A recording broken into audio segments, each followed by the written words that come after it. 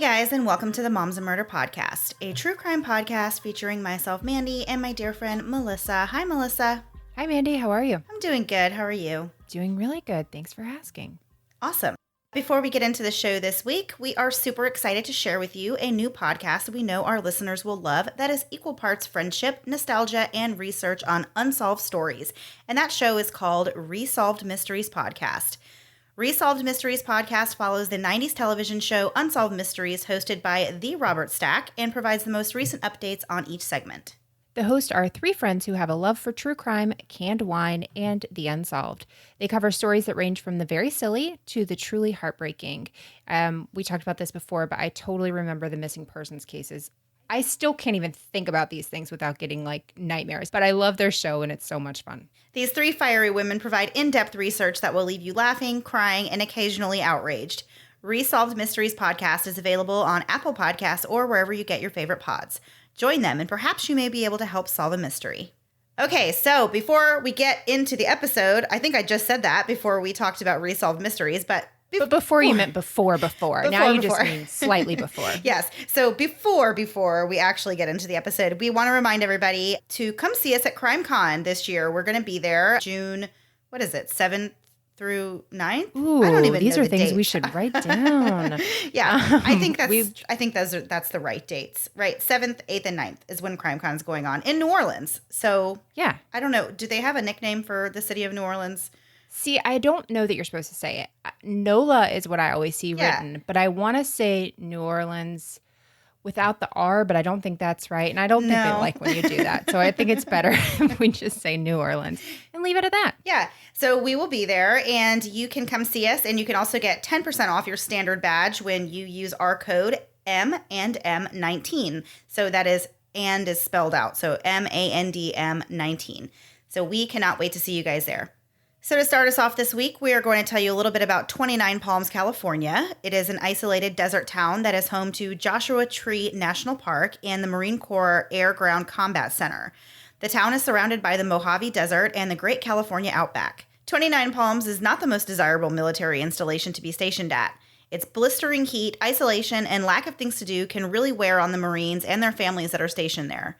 It is commonly referred to by military members as 29 stumps, which is what we have heard from a military person. And it is common for the young couples and families of the Marines to form tight bonds with those they associate with and live nearby, forming new families while so very far from their own families.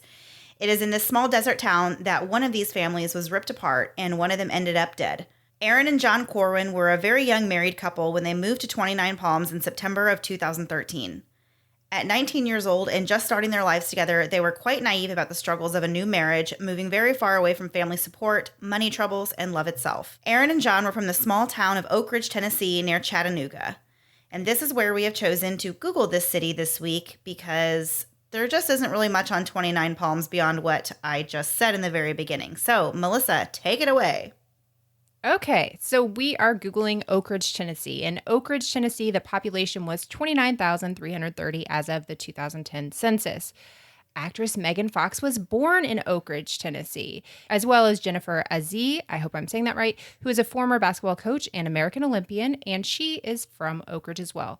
There were a number of chemists and physicists, including Arnold Anderson, who is a chemical engineer for the Manhattan Project. The band The Georgia Clodhoppers were a huge commercial success, but you may not know them as the Georgia Clodhoppers.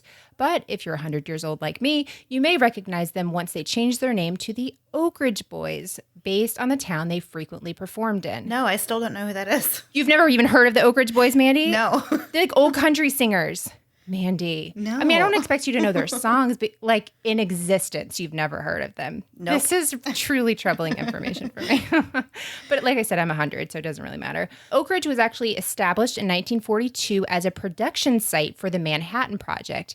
And that was the massive American, British, and Canadian operation that actually developed the atomic bomb. So this whole city was actually created to make this the Manhattan Project, which I thought was pretty interesting. So while Oak Ridge may not be the big city, they really are quite literally the bomb. And that is all I have to say. I'm never happy until I see you roll your eyes at me. It is only too bad that the listeners cannot see me rolling my eyes as you deliver these amazing lines to me. I 100% believe other people are rolling their eyes, so it's okay. I can see it. Perfect. Erin was raised in a very loving home by her parents, Lore and Bill Heavilin. They were a very religious family with hearts as big as their faith. The Heavilins took in numerous foster children, even ones with special needs. Erin came to them as a foster child when she was just 3 weeks old. She was born July 15th, 1994 in Chattanooga, Tennessee. When the Heavilins took in this teeny baby, it was love at first sight. Her mother, Lore, knew that Erin was meant to be a part of their family. She described Erin as the sweetest baby and very easy. She was a tiny little thing, only weighing 5 pounds and 12 ounces when they first brought her home at 3 weeks old. Oh, wow. They officially adopted Erin when she was 3 years old. She was a very shy child and was very wary of strangers, but as she got more familiar with people, she was very social and bubbly. Her mom actually said that it was often very hard to get her to stop talking when she was comfortable around people, which sounds an awful lot like me as a child and as an adult. Erin was homeschooled by her mother, but had numerous friends through her church and a local 4-H club. Erin had a tremendous love of animals, and she also had aspirations of becoming a veterinarian, but she would later learn that a job in veterinary practice was not necessarily going to be for her because she didn't like the idea of having to be the one to put an animal down. I can totally understand that. I couldn't do that either. Yeah.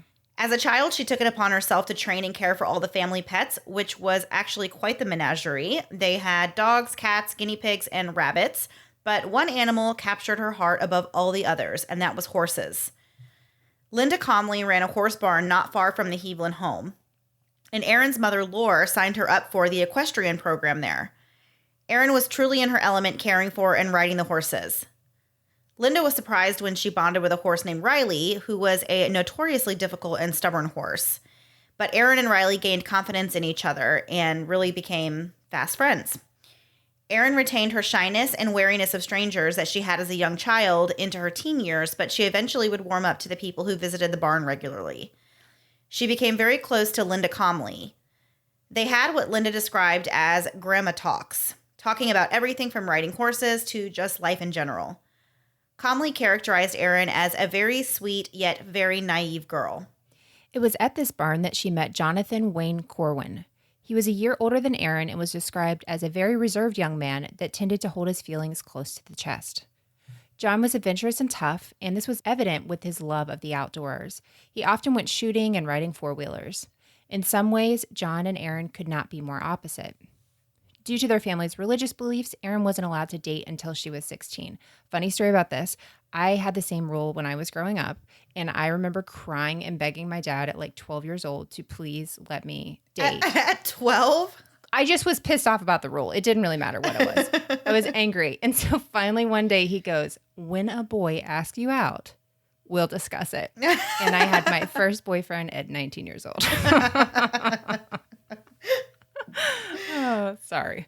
Her parents were okay with a group of friends coming over to the house or for Erin to go to another home, but she wasn't allowed to go in cars or be one-on-one with a boy until she was actually 16.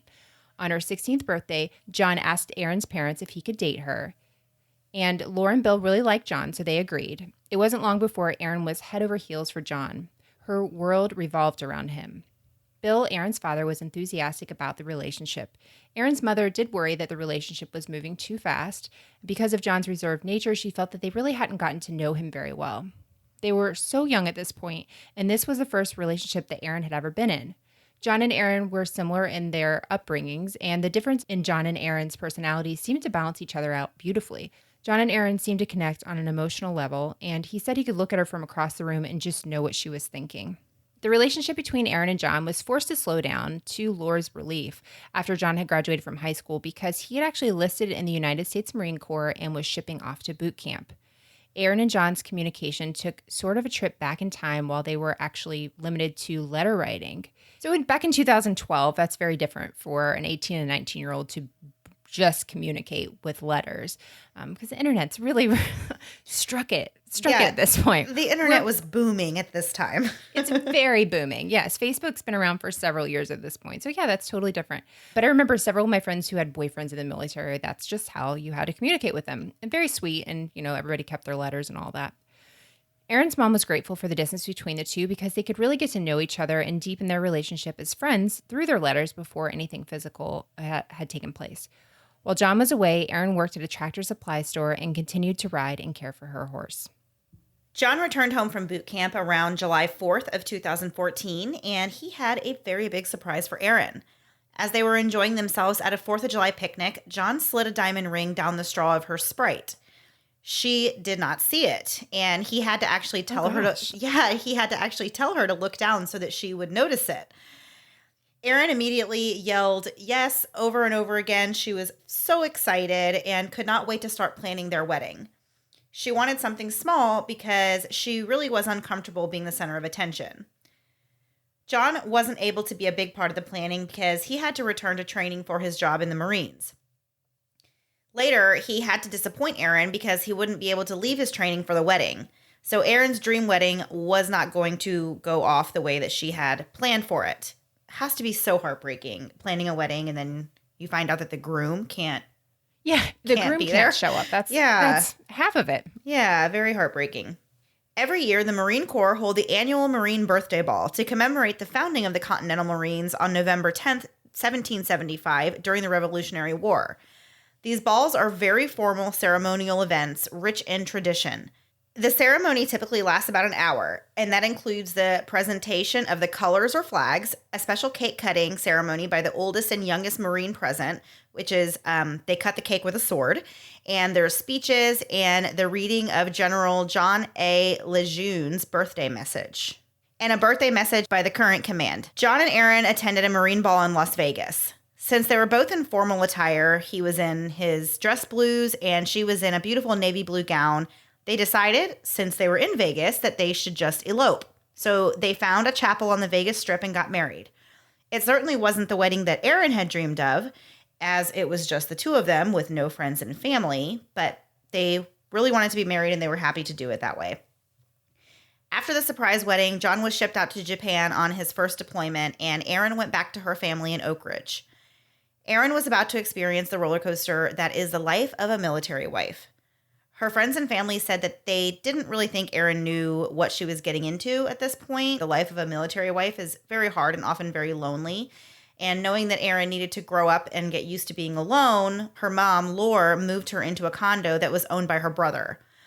At least this way, Erin could get used to living on her own, paying her own bills, and caring for a house with the security of her family nearby for help and support. Her mom knew that support and security would not always be there. While Erin was lonely, at least she was around family and friends and her beloved horses, but she didn't know the difficulty of what her new husband John was enduring.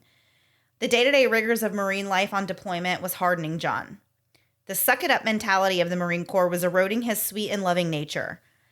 John locked his feelings away even more than before, and his inability to express his true feelings would be a constant struggle for Erin in their marriage. And we're going to get into the rest of the story after a quick word from this week's sponsors.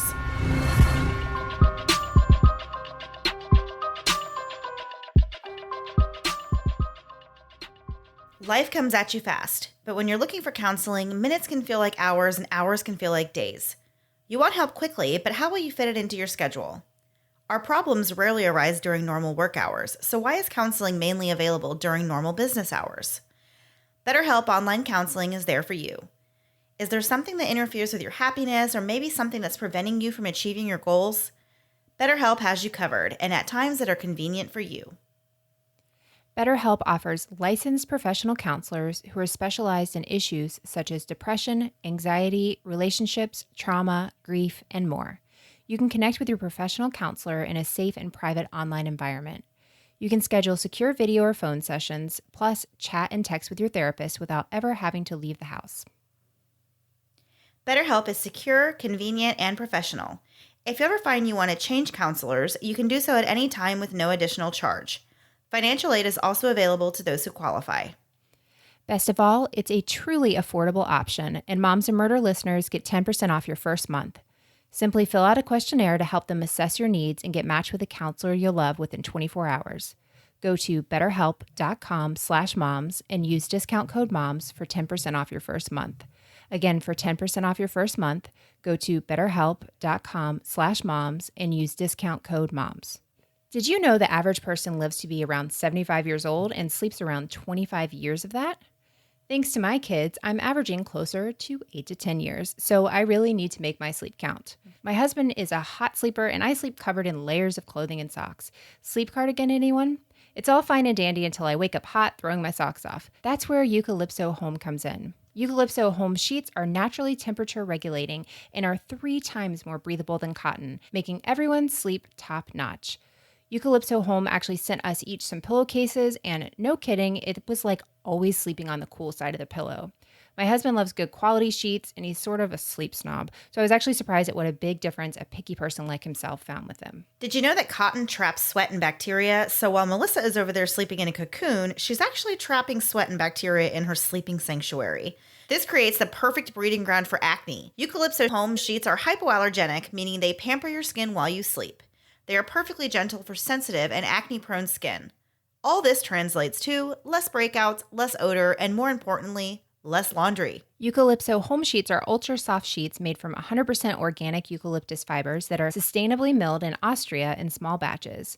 99.9% of materials are recycled and reused in their production process, helping to protect the environment.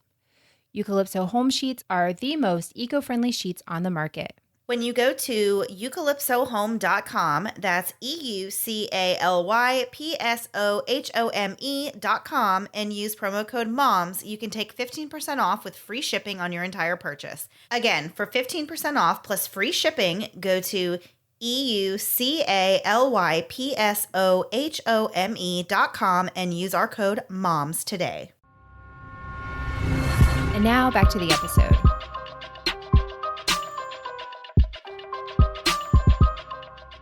So it was a whole year before John and Erin would actually move to the Marine base in 29 Palms.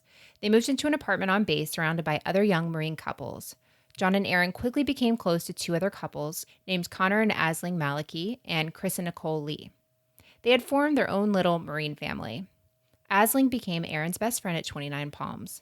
Both of the other couples each had a young child, and Erin loved to babysit for her friends and longed for a baby of her own. Since 29 Palms is so remote, many of the Marine wives hung out at a horse rescue that was about 30 minutes away from the base. The owner, Isabella Megley, had a program where you could sponsor a horse for about $100 per month, and you could have access to ride it any time you wanted. You were also responsible for caring for and feeding your sponsored horse. Erin's new friend Nicole Lee introduced her to Isabella and the horse rescue. The new friends quickly bonded over their love of horses and became very close. Nicole and her husband Chris were originally from Anchorage, Alaska. They had a young daughter named Liberty. Chris and Nicole had been in love since they were 16 years old. Being a little older, Nicole took Erin under her wing and helped her adjust to this strange new life being the wife of a Marine. Chris Lee had returned from a deployment in the Middle East not long before Erin and John had arrived on base. Like many Marines returning from a combat deployment, Chris struggled with post-traumatic stress and depression. In efforts to help her husband cope with his sadness, Nicole took Chris to the horse rescue to ride. Chris also made himself useful to Isabella by fixing fences and doing other odd jobs around the barn. Equine therapy is currently being studied in the effects of veterans with PTSD. The common theory is that human connections are difficult when struggling with PTSD, but caring for and establishing a bond of trust and confidence with a horse can over time build a bridge to building trust again with humans. Chris, Nicole, and Erin were going to the barn often. John would usually go with them, but he would go off and shoot guns or ride four-wheelers in the nearby desert because horses just really weren't his thing. A few months after moving to 29 Palms, Erin found out that she and John were expecting a baby. Erin, of course, was over the moon and was very excited to tell everybody and announced her pregnancy immediately on Facebook. John was a bit more nervous about the pregnancy. He knew that babies were expensive and they were experiencing a little bit of financial struggles at this time. Erin's parents had actually given them the money set aside for their wedding, and they were to use it for moving expenses, and they set up their new home and hopefully were to put the rest into savings. Unfortunately, Erin and John weren't the greatest at managing their money, and they quickly blew through it buying things like clothes, makeup, and decorations for their house. They also bought a sand rail for John, which is a kind of like a dune buggy. When the money was gone, they started running up debt on their credit cards. Sadly, Erin miscarried not long after they announced the pregnancy, and she was absolutely devastated. In her grief, she grew increasingly frustrated with John for not openly expressing his own feelings. She started to resent him, not feeling like he cared that much. In fact, John was very sad about the baby, but the years of pushing down his emotions did not allow him to show it. Nicole could empathize with Erin having had her own miscarriage while Chris was on deployment.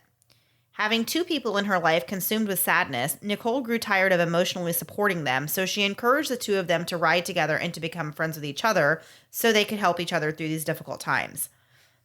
Isabella found the relationship between Erin and Chris a little strange and worried that they were getting too close. When she brought her concerns up to Nicole, Nicole brushed it off and kind of just didn't want to deal with it or have to think about it. Erin and Chris had really bonded in their sadness and found comfort in each other's company. They were the only emotional supports that the other had, and they both felt a degree of rejection from their spouses in their grieving. As the three couples gathered to watch The Walking Dead together one night, Erin and Chris opted to play video games in the bedroom instead. Erin didn't like the graphic nature of The Walking Dead, and Chris had missed a few episodes and wanted to catch up before watching the most current one. So while they were in the bedroom, Chris kissed Erin for the first time. This was the beginning of a full-blown affair between the two of them. Erin's friend Aisling caught the two of them kissing on the couch after all three couples had gathered at her apartment on Valentine's Day to watch Moulin Rouge. Somehow Chris and Erin were the only two left in the apartment after everyone else had gone to bed. Aisling was shocked and didn't know what to do. She knew she had to talk to both of them, so the next day she approached Chris first, and she told him that he had to stop this or he would lose everything. She begged him to think of what he'd be throwing away if any of this came out. Aisling promised not to tell Nicole, and she didn't feel that it was her place to do so, but she warned him again that he needed to end this relationship that he was having with Erin. She asked Erin to go for a walk with her to talk about it. She expressed that she understood that Erin was sad and that she was lonely, and everything would be okay if she and Chris stopped their affair before anything really serious happened. Aisling was unsure whether or not at this time the affair was sexual in nature. She promised not to tell John or Nicole, but she told them that they really needed to stop. And one of the reasons this was such a big deal to her is because adultery in the military is actually a criminal offense under the Uniform Code of Military Justice. And I think a lot of people don't realize that people in the military, you can actually get into a lot of trouble if you are caught having an affair and you're in the military. Right. It's a lot different than when you're just a civilian, and it's illegal technically, but they don't. It does happen, but they don't really prosecute it. There was something in North Carolina, I want to say last year, where somebody tried to sue like their boyfriend's or their husband's girlfriend or something. Do you remember that? It was kind of a crazy story. So you can do it, but it happens. It seems to be used more in the military, and they seem to be more strict about it than in the civilian world. Right. So adultery is not always prosecuted, as you just said, unless there is definitive proof, but it is still treated very seriously in the military community. Both Erin and Chris promised Aisling that the affair was over. However, that was not the case. One night, Chris and Nicole got into a kind of an argument, and it was completely unrelated to Erin, but Nicole stole the memory card out of Chris's phone after he went to sleep. She put the card into her own phone and began going through all of his text messages and pictures and everything that he had been sending back and forth to Erin. Nicole got very upset and she woke Chris up screaming at him, and her solution to this problem was to take away Chris's phone and just to not let him use it unless he was right there in her presence. So she was watching her husband like a hawk, and she even asked Aisling if she would come watch Chris for her while she had to run an errand because he needed to use his phone and she needed someone to watch him. Aisling refused to do so, saying that this was absolutely ridiculous and that she had her own child to watch, so she wasn't going to come over and watch this woman's husband. So through this exchange, Nicole found out that Aisling had known about the affair and hadn't told her. And of course, she was furious. But Aisling stuck to her guns and insisted that it was not her place to tell her. Despite the strain between the couples, they gathered with more friends for a cookout not long after Nicole and Aisling's fight. As John was helping prepare food, Erin was actually at home that night. A drunken Nicole decided that was the best time to tell John about the affair between Erin and her husband. John brushed it off at first, but Nicole persisted to unleash all the details to the entire gathering. So John asked Asling to go find Erin. As Asling clued Erin into what Nicole had done, she practically had to drag Erin downstairs for this conversation. When Nicole saw Erin, she lunged at her, screaming obscenities and trying to attack her. Erin ran back upstairs, where she was terrified, and John followed but asked Asling to come with him as sort of a witness because he knew Erin couldn't lie to him.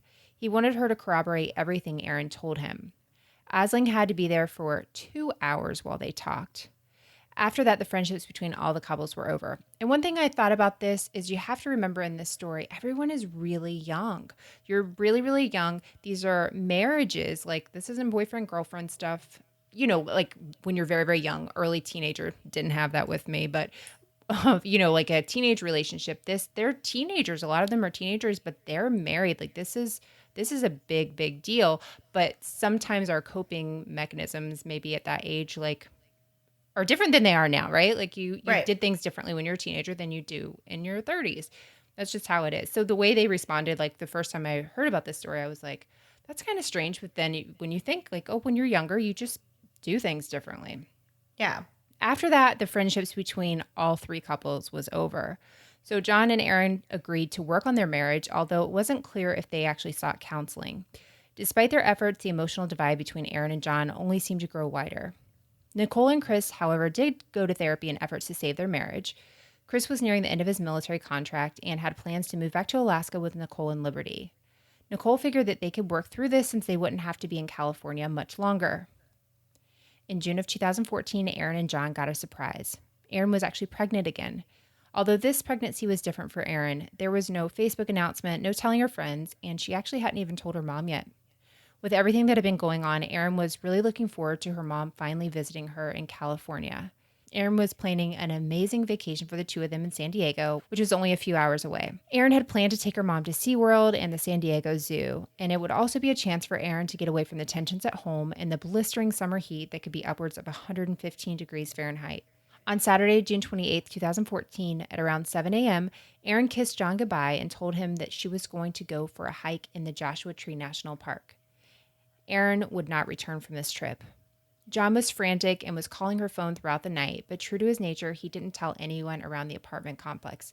If I remember correctly, I saw this on Dateline a few years ago, and I honestly could not even watch it again because the story is really heartbreaking. But if I remember correctly, he said that he was always told you have to wait 24 hours to say a missing person is missing. So in his mind, he did not call the police right away because he thought they wouldn't even listen for the first 24 hours. Now, I think in like the 80s and stuff, that was true. And we know crime people know now, like you just call right away. But he truly believed they would not even do anything for 24 hours. So he was calling friends, he was calling family, he was doing everything that he really, thought he could, I guess. But he did not contact the police right away. And there is so much more to this story, and we're going to get back into this after a quick word from this week's sponsors.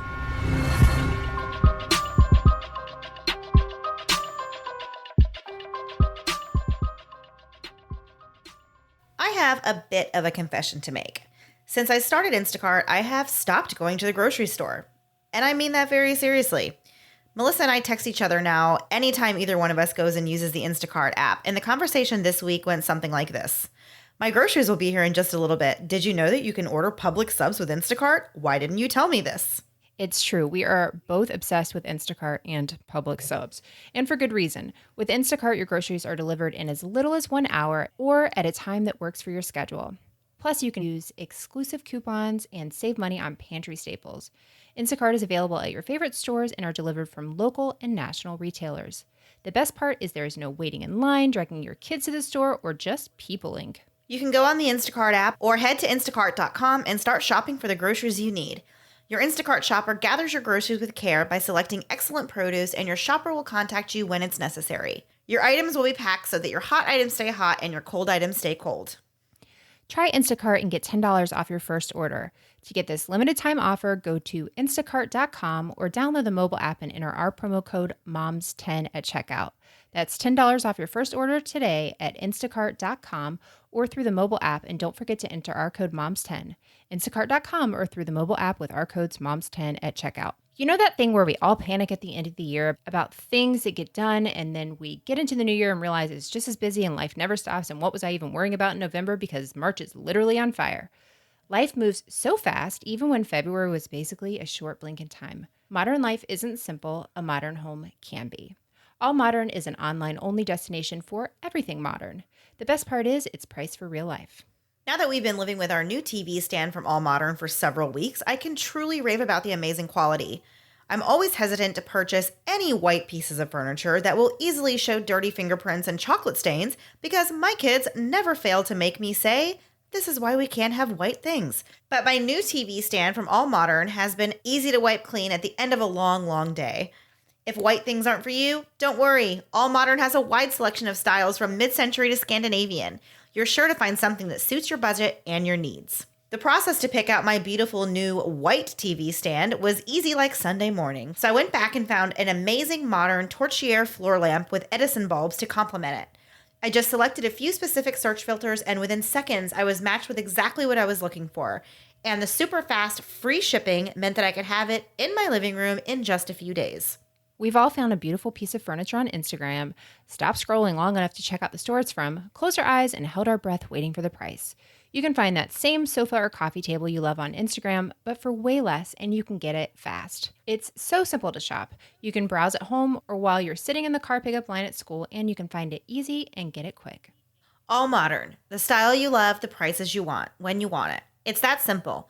Go to allmodern.com/moms and use promo code MOMS for 10% off your first purchase. Again, that's allmodern.com/moms and then use promo code MOMS.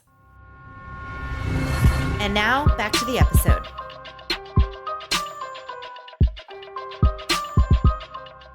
So at this point in the story, we have Erin, who has gone for a hike in Joshua Tree National Park, and she did not return from this trip. So her husband, John, has been calling her phone, trying to get a hold of her. But as Melissa said before we took the break, he did not contact police. So he, at this point, is calling family and friends, but he has not called the police. He did, however, call Erin's mom, Lore, and she, of course, was very worried that her daughter was lost somewhere in the desert. She described Erin as very directionally challenged and also found it a little strange that Erin would even go off hiking on her own at all. She didn't think that sounded like her daughter, really. She immediately got on a plane and flew to California. John finally contacted police the next day when Erin still had not returned home. Police wasted no time starting their search for Erin. A pregnant woman lost hiking in temperatures that were well over 100 degrees was definitely of their top priority. They started by canvassing an apartment complex, trying to gather some clues from neighbors to exactly where she may have gone. The first person they saw and talked to was Chris. He was very aloof and said that he didn't really know Erin that well, and he couldn't remember the last time he had even seen her. While the detectives were questioning neighbors, they had investigators trying to track down the location of her cell phone. It had pinged in a mining district outside of Joshua Tree over 2 hours away. This area was 2,000 square miles and full of abandoned mine shafts. As police questioned Asley and Connor Malachi, the affair between Erin and Chris was revealed. Connor told police that Chris had gone to the desert that morning for one last adventure before he got out of the Marines and moved back to Alaska. In Chris's Jeep, Connor noticed that he had a propane tank in the back. When he asked why, he said that Chris explained to him that he was going to go have some fun and blow stuff up. He told Connor that he and another friend, Joseph, had gone out to the desert for a few days before and scouted a few places and took a bunch of pictures, which were all on Joseph's cell phone, of a bunch of rattlesnakes and mine shafts. Alarm bells started going off for the detectives because now they know that they have a 19-year-old pregnant woman that is missing in the scorching desert, and she's been missing for an entire day before the husband has reported her missing. They have this neighbor who claims that he doesn't know her, but actually they've come to find out was having an affair with her, and he was also he was allegedly at the desert that same morning. The police pretty much suspected that there was foul play involved at this point. They certainly suspected Chris, but they also suspected John.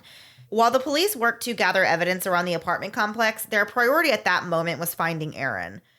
They assembled a search team and headed to the area that her cell phone was last pinged, and Detective John Norman was the leader of the search team that knew this particular area and knew that it was riddled with these mine shafts. They would search every mine shaft for several weeks, each one ending in disappointment. Detectives did finally catch a break, however, when someone had seen Erin's car parked about 5 miles from the entrance to Joshua Tree National Park. When the detectives looked at the car, they noticed tire tracks right next to it. When hearing about the car, Erin's mom, Lore, was sure that something terrible had happened and that she thought Erin was no longer alive. Detectives really started focusing on Chris as their prime suspect. They had received more information about Chris and Erin's relationship from a source very far away from California. Erin's best friend from Tennessee named Jessie had been in constant contact with Erin ever since she first moved out to California. She gave detectives details on how the affair between them had never stopped. Erin believed the baby she was carrying was actually Chris's and that Chris had planned a big surprise for Erin the Saturday she went missing. The plan was that they would drive to a certain spot separately, and then she would leave her car and get in his Jeep, and he would take her to the surprise. Jessie was very excited for Erin and asked if Chris might propose, and Erin's answer to her was maybe. Police brought Chris in for interrogation, and this is the story that he told. He said that he decided to take one last trip out to the desert to hunt coyotes and, quote, blow stuff up. So on his way out to the desert, he saw Erin's car and he pulled up alongside it, but she wasn't in it, so he says that he just kept going. He insisted that he did not know where she had gone and that he had nothing to do with any of this about her disappearance. Chris did hand his phone over to the detectives for a search, and he did admit that they would find all the texts from Erin about the affair and that they would find some internet searches that maybe would look suspicious. Without pressing him too hard about this, Chris explained that some of the buddies in his unit were just talking one day about how to best get rid of a body. The detectives totally played along and asked, "Oh, well, what did you find out?" And Chris said, "Pigs. Pigs will eat every part of a human body, bones and all." The detectives interrogated Chris for 5 hours trying to get him to confess. Despite the enormous amount of circumstantial evidence mounting against Chris, they didn't have a body, so they couldn't definitely prove how Erin would have been killed, where she was killed, or by who. So they had to let Chris go. On July 7th, 2014, Chris was honorably discharged from the United States Marine Corps, and he and his family moved back to Anchorage, Alaska. After 8 weeks of searching, detectives were no closer to finding Erin than they were on day one. The search of the desert was brutally hot, even at night when temperatures were still well into the hundreds. Vehicles would actually break down as a result of this heat, and in some places it was so rugged that they had to go on foot. You have to give it to these police officers and stuff, these search teams, because this was not an easy search at all. Yeah. Because abandoned mines are so dangerous and unstable, searchers fix a camera to a bucket and would lower someone down part of the way, and then that person on the rope would actually lower the bucket camera down to the bottom to see the bottom of the shaft. And this sounds a little like what they did. We've talked about the podcast Cold before. When they were looking for Susan, they had like mine experts out there because a layman just does not know how to how to do this. It's incredibly dangerous. So mine after mine came up with nothing, and searchers were really losing hope of ever finding Erin. It was decided that August 16th would be the last day of the search. In a last-ditch effort, John Norman called upon the resident mine expert, Doug Billings.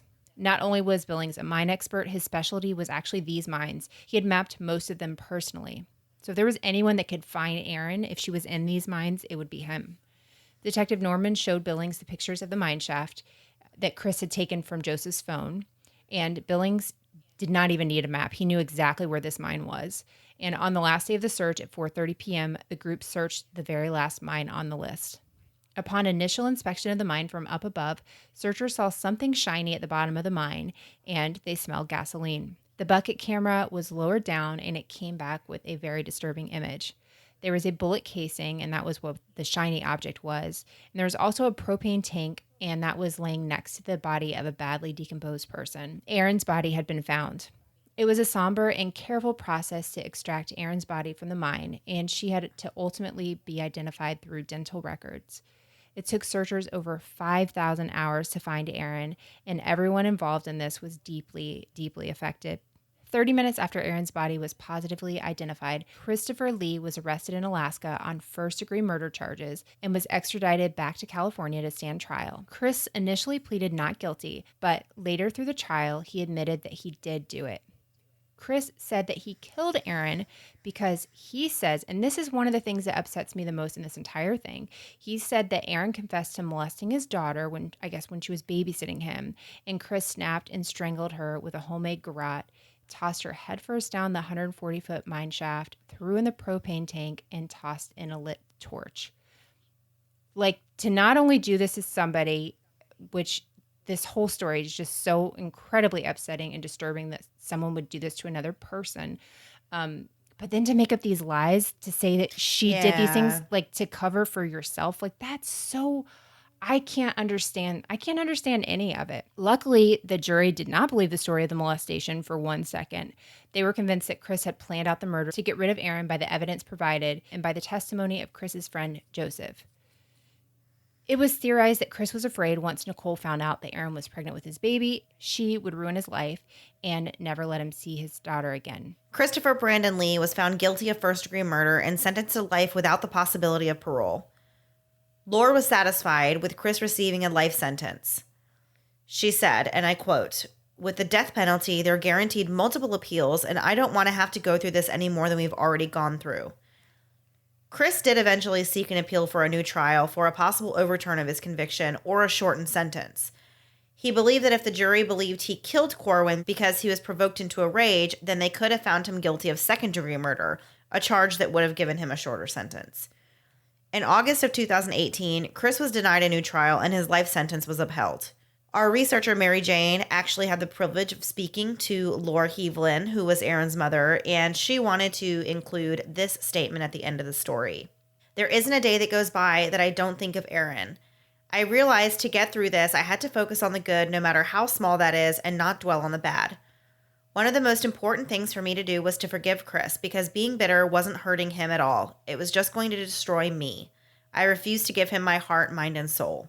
That is incredibly powerful, that somebody that's lost so much is able to forgive.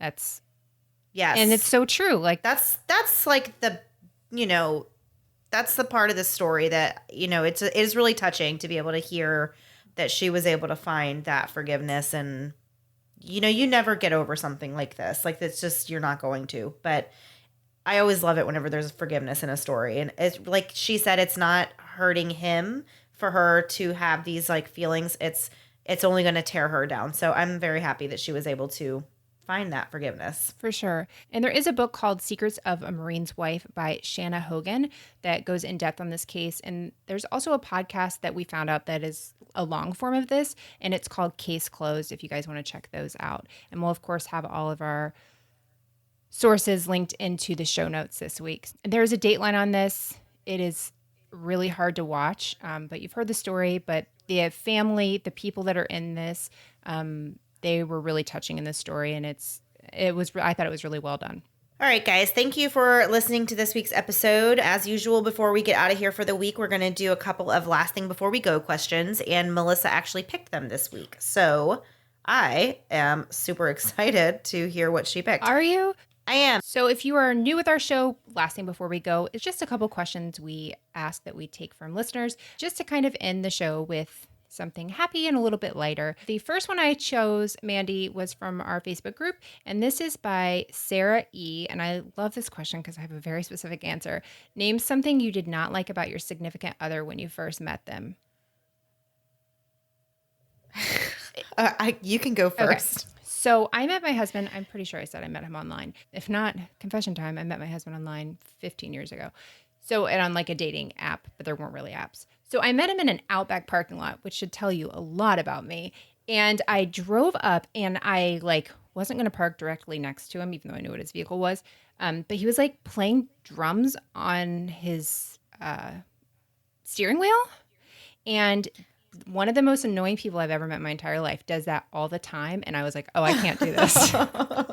So even before I met him, I saw him doing that. And now I realize he's just like a fidgety person and he's super musically inclined. But when I saw that, I was like, I honestly almost called my mom, was like, I'm out of here. I wasn't even going to actually meet him, which is so terrible. And my poor kids wouldn't be here and my life wouldn't be so rich and happy and blah, blah, blah. I don't know. I love that story just because that's so sad and totally my husband to do that. It still drives me crazy when he does it, to be totally honest. I've never gotten over that. So I'm going to make everybody want to punch me. Oh, gosh. No, none of these sappy things. I swear to you, Mandy, I'm going to start writing a Mandy sappy list, and I'm just going to cross them all off. Go ahead. What do you got? Yeah. No, I can't really think of anything that I didn't like about him when I first met him. So we actually met at Red Lobster. We both worked there, and I was just smitten with him the second I saw him. And honestly, it was one of those situations where like, there's nothing you can do that I don't like. I like a single annoying habit about you. So I can't really pinpoint anything that I didn't like about him in the beginning. Can we answer the question about what we Currently, don't like go now? ahead. I got a list on that too.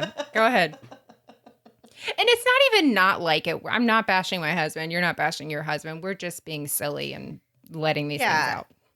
No, my husband is awesome and wonderful and everything, but he has like the typical man habits that you see other wives and people complaining about. And like my husband has all of them. So I've seen lately, there's like a meme going around about like, you know, our house is a disaster and we have visitors coming. And I asked my husband to help me clean. And he skips right past the fact that the kitchen looks like a tornado went off, but he's cleaning some like Basement random wall. hallway closet or something. Yeah. And I'm like, why are you organizing the closet in like the spare bedroom that nobody is going to see? And he literally will just be like, well, I'm helping and it needs to be done. And so that just irritates the crap out of me. I wouldn't have known that that irritated me in the early days though.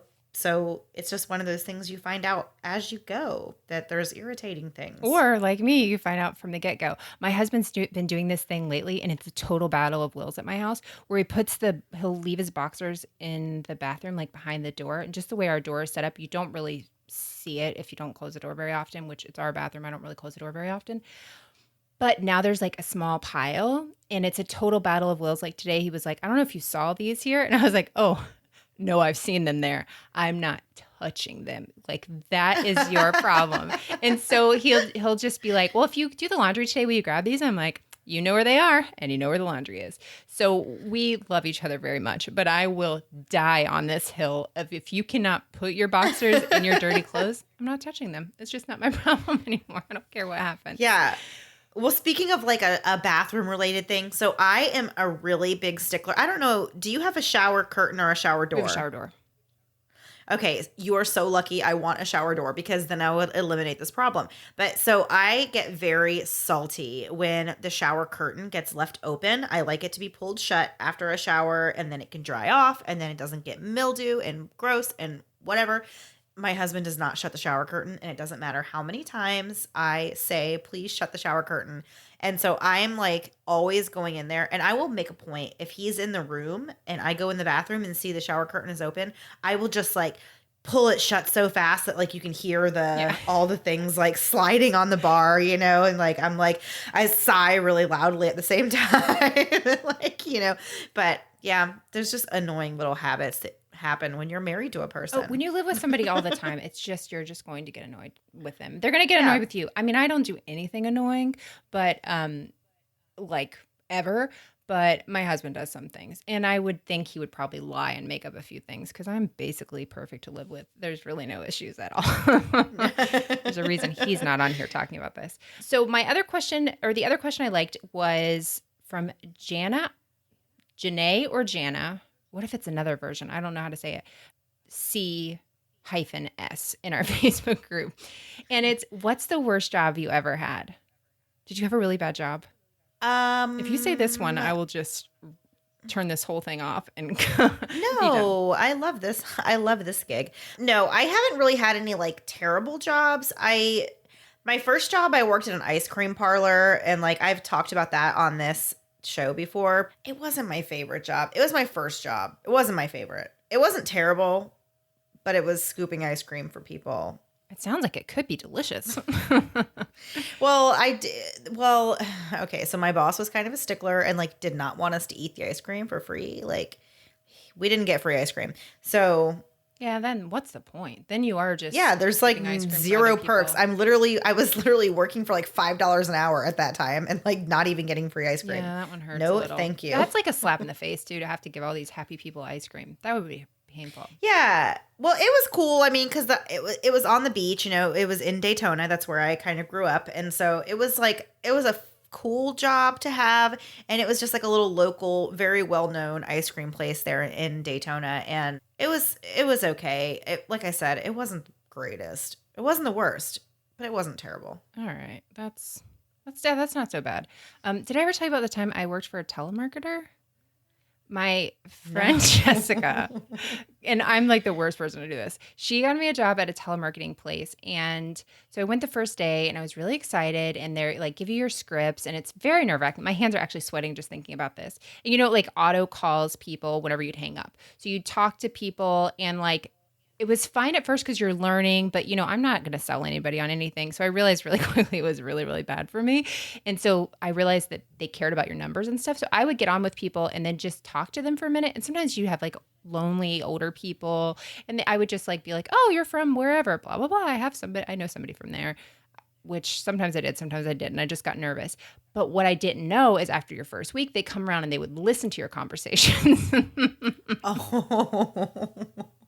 So I think it was like a credit card program or something. And on the second week, like they would come in and they would sit behind you and they could tune into your thing.